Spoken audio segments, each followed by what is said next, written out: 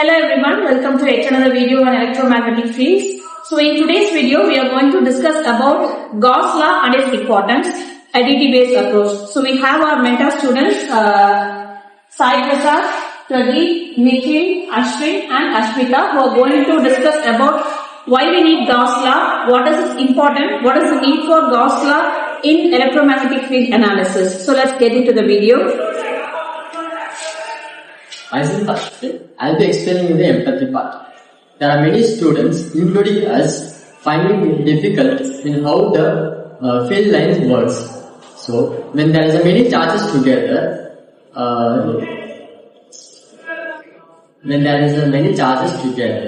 it becomes confused to calculate the total electric field. Using Coulomb's law every time becomes long and complex scheme. So, here the student finds it difficult to learn. This is why we need a simpler and easier method to find the electric field. So this moves us to the Gauss law.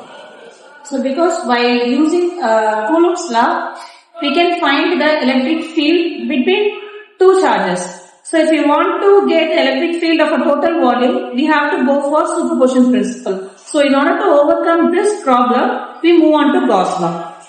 So let's now get defined with the problem statement.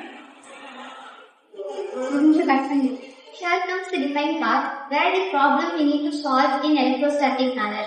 When the charge is placed in free space, all the charges conduct an electric field between them.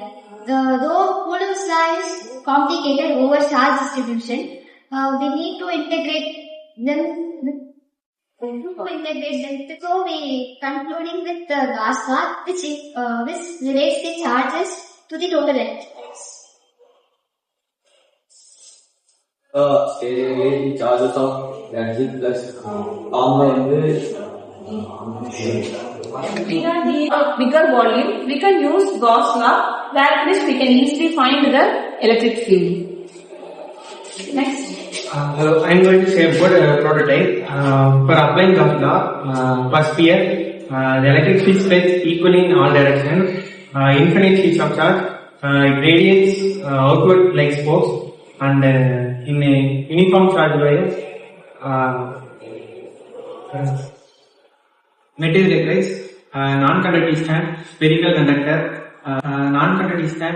conductor, high voltage power supply to connect the sphere, measuring tape and so he have explained about how we can find Gauss law through an experimental setup. So next we come to the testing part. Finally, by testing, we get Gauss law by comparing its result with the Coulomb's law. In most of the cases, we get the same answers.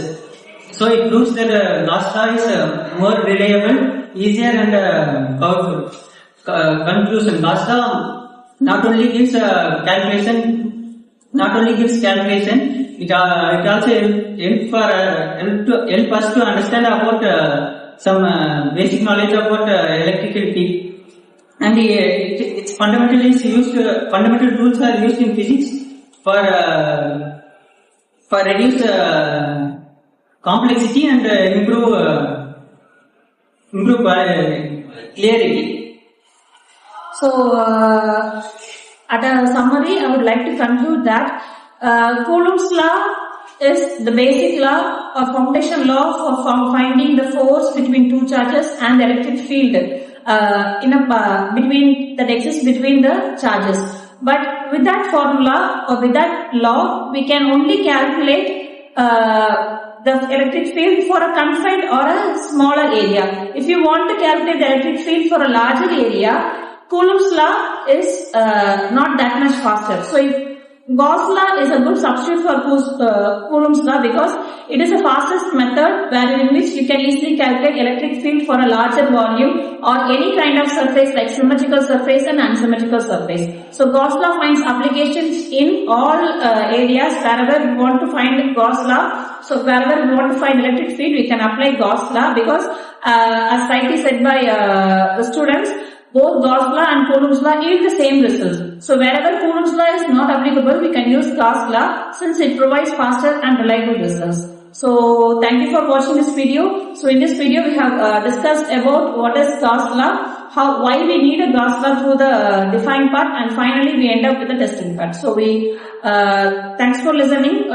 We'll meet you in the next video. Thank you.